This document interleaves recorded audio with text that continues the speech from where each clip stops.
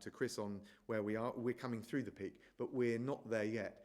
And I think the health sector is repeating what CMO has already said, which is... And I think we have to be very realistic that if people are hoping that it's suddenly going to move from where we are now in lockdown, suddenly into everything's gone, that is a wholly unrealistic expectation.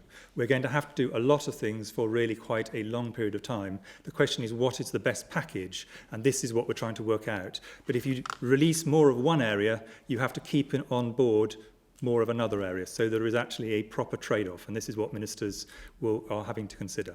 So I think in the long run, the exit from this is going to be one of two things, ideally, one of which is a highly effective vaccine, and there are a variety of ways vaccines can be deployed.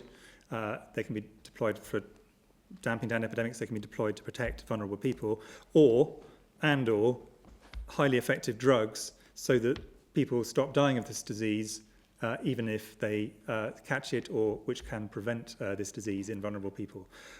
Until we have those, and the probability of having those any time in the next calendar year are incredibly small, and I think we should be realistic about that, we're going to have to rely on other social measures, which of course are very socially disruptive, as everyone is finding at the moment.